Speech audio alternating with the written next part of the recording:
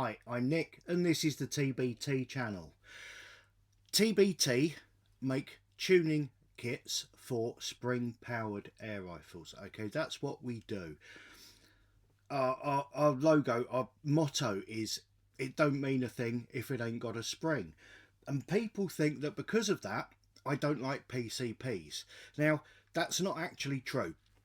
I do like PCPs.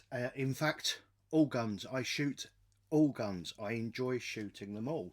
And I think PCPs have a very important part in our sport today. They are often regarded as being the new technology, if you like. Springers are old hat, PCPs are new. In fact, it's the other way round. PCPs were around first and they were devastatingly effective tools. Back in the 18th century, there were very high-powered PCP rifles that had a big ball reservoir underneath the gun for the air, and they fired a 36 caliber projectile. They were as effective as muskets of their day, of the black powder muzzle loading muskets of their day. In the Napoleonic Wars, Napoleon had orders sent out that any troops, British troops, found using an air rifle were to be executed on the spot. Such was his hatred of the air gun. Okay, they were as powerful as a musket, but they were quieter, and because there wasn't the big bloom of smoke, you couldn't tell where the sniper was. So they were actually extremely effective in those times in battle. And some say that's why here in France air rifles aren't popular. Okay, they're just not popular. They do exist, but they're just not a thing like they are in, for instance, the States or in the UK or in Germany and many other European countries. Air guns are very popular. Here, less so, and it could go back to those times. So PCPs are older than spring rifles, but in the 80s, just after the HW77 came out, I think Daystate were kind of at the forefront of making PCP rifles, certainly in the UK, I believe. Now, I'm going from memory here. I hadn't thought about this before I started doing this video, so if I'm wrong, forgive me, correct me down below in comments. But I believe Daystate were some of the first, and I believe they made the gun specifically for rent-a-kill, for the pest controllers to keep in their vehicle, so they had a powerful, effective air rifle for humane dispatch while they were out doing the job. I think that was the way. And then, because the way PCP works, it's virtually recoilless. It's not actually recoilless, but it's virtually recoilless. The accuracy that the gun has is so, without the recoil that you have with the spring, it is so much easier to get the full accuracy the barrel can give you. So they became very popular in competition in FT in its burgeoning days, if you like. If you think when it first started out, well, it probably wasn't when it first started out, but if you think back to about 1984 when the 77 came out, that was a revolution. The 77 was a revolution.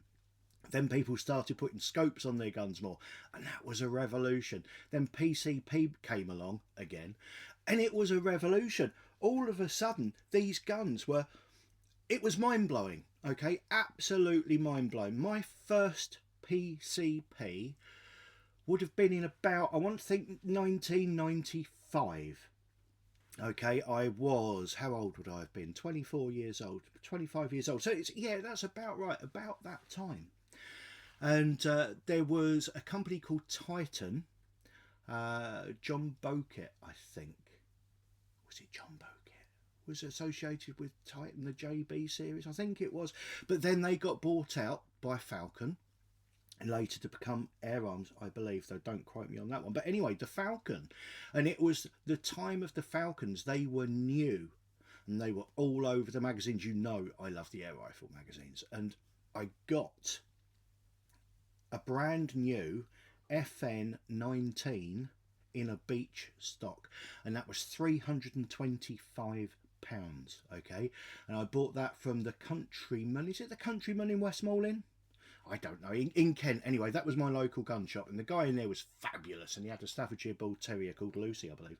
But they had an indoor range that you could, all these wonderful air rifles around the shop, and you could, oh, can I try that one? And you'd let you go and have a go with it. And I tried this FN19. I had to have it. I saved up for it, and I bought it, and I bought a bottle. I think I had a 3 to 9 by 40 scope on the top, which was a good scope for the time. And I had a little 2-shot adapter thing. I think it was Rowan Engineering made it. It was just a little spring-loaded finger on the top of the bolt. And when you pulled the bolt back, you clipped another pellet on top. When you pulled it back, the second pellet dropped into place. So you had an immediate backup shot. Oh, my days. I remember taking it down to the fields behind my mum's house, where I still went shooting. These are the same woods that me and my friends used to go camping in when we were kids. And I went down to the campsite, I still call it the campsite now, which is the clearing with the tarpaulin where we used to have our fire and we used to stay, because there was a tree stump there that we used to use for zeroing. And I zeroed my rifle on there, and I watched each 2.2 pellet, of course it was a 2.2, I watched each pellet fly through the air into the same hole on my zeroing log. I was blown away, absolutely blown away. And why wouldn't you be? And I had that gun for maybe a year. Then I got a Super 10. Now, that's what I've got. That was a very long-winded way of getting around to this gun, wasn't it? I'm sorry about that, but the Super 10.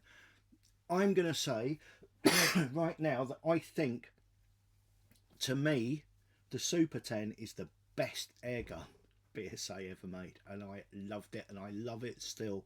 People think I'm anti-BSA. I'm really not. I'm anti-CAC, right? But good stuff I really like. I'd had my FN19 and the Super 10 was available. Now for a start, okay, it's a bolt action 10 shot. It had a magazine. This was at the same time that the Rapid 7 was available, but the Rapid 7 was very expensive. Very expensive. But this was more, I think I paid $550 for mine. Again, brand new. Mine was the full length Mark II in 2.2. And it had a moderator on it, and it was regulated, okay. That I didn't understand at the time fully what that meant, but what it meant was every shot from beginning to end, and there were a lot from these little bottles, every shot was the same. You could just, my uncle and my cousin worked for a wood fencing company near Sittingbourne. In fact, I think my cousin still works for the same firm, and he runs it now, Ben, if you're watching. But Ben and Uncle Simon, my Uncle Simon, by the way, has got a Venom tuned HW80 in the custom stock and everything from the 80s. Gorgeous gun that is. Anyway, I digress. So I went to the woodyard because I was a rep at the time, so I kind of travelled all around Kent for work, and I used to carry the rifle in the back of my car because sometimes if I was working in their area, I'd have lunch there with them and we'd have a shoot around the woodyard because we were all into our air rifles, all three of us. And I had my Super 10 and I'd mounted a laser onto it, and we were in one of the sheds and we're just pointing this dot around and firing, and everywhere the dot was, a hole appeared. It was incredible. So I love the Super 10. And then they brought out the Super 10 bullpup. Now I love a short gun. Maybe it's my little stumpy penguin arms, I don't know, but I love a carbine. The Theoban Fenman, which I still haven't found yet, by the way, hint, being my all-time favourite gun. Tiny little barrel on it, and this ball barrel came out. I mean, look at that, just look at it. It's a thing of beauty. Now, it's an ugly thing of beauty. I'm not going to pretend it's pretty, because it's not. It's all chunks and lumps and bumps, but my God, it looks purposeful. So I was at the restaurant on Friday night. We were out for dinner, and got chatting with the owner. So he said, well, what do you do? Because you live in France. Most people who've moved to France have retired. We haven't. He said, well, what have you done? Have you retired early? Early, bless him. Thanks, Rob. I said, no. He said, what do you do? I said, oh, make parts for air rifles. Oh, he said, oh, air rifles. Anyway, so this is his gun. he brought it downstairs because he's had it for many years. Used to live in Cornwall, now lives in France, and somehow at some point he lost the buddy bottle. I'm running these teeth in for a friend. He lost his buddy bottle, this part here that contains, yeah, I'm not sure how you go about losing a buddy bottle, but he managed it.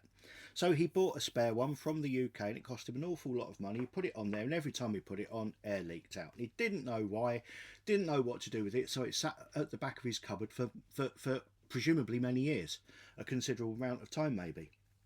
So we're there having a very nice restaurant meal in the evening, absolutely lovely. The ambiance was fantastic. Then he comes wandering in with a couple of guns for me to take home. Hilarious. So this was going to be a video about me fixing this gun. So I put the gun on the desk 10 minutes ago and got the bottle, and I put it on, and sure enough I wound it in, it went psst, and air started coming out. Take that off quick. And I had a look at the end, and looked at the O-rings that were on the end. I thought they look a little bit baggy. Now I'm a bugger for a bargain. I think these ones actually came from Screwfix or Toolbank or something like that, but quite often if you go in the middle of Lidl, you'll see things like this on special offer. If you ever see packs of O-rings, packs of Jubilee clips, packs of springs, packs of anything, I buy them. I just buy them because I know one day I'm going to need it. And because I repair air rifles, that's kind of my job, and I do repair PCPs for people as well. I've got some O-rings. So I just looked at it, well, that one looks a bit baggy. I'll just take that one off and I'll put this one on, wound it on, and it's on, and it's fixed. And that was it. It was that simple. But now, of course, it's pressurised. I can't get it back off again. Well, at least I probably could, but I don't want to, because do you know what? It's working. So I was going to show you how I fixed it, but the fix was so simple there was nothing to show. It's a bit embarrassing really. I'm just going to take it back to him and say, there you go. So this is his rifle, and I am jealous. It has a rubberized, soft, rubbery scope on it. It's a Walther one. And like a lot of people, he's lost the caps off the turrets. I am going to have a rake around, see if any of my old ones fit. It's unlikely, but I can check. What happens with these is you zero your rifle, so you take the scope cap cover things, turret covers off, put them to the side, zero your rifle. Oh, that's nice, and you walk away and you leave them behind. I've done it many times myself. So there you go. PCPs are fantastic. Their history is very, very interesting. If you haven't looked at the history of air gunning, I suggest you do. It's not as dull as you might think, and I love that kind of stuff. I really do. And a PCP is a fantastic tool. If you absolutely positively have to hit your target, a PCP is going to give you your best chance of doing that. The lack of noticeable recoil means it's very forgiving of technique. You can watch the pellet go to the target. If you're doing serious pest control and you can't use rimfire, you need a PCP.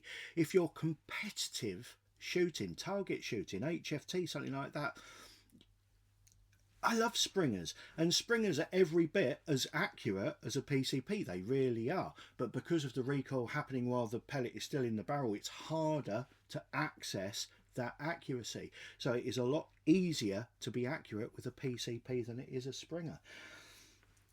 It's just that most of my shooting is just for leisure, just for fun, just blowing stuff up.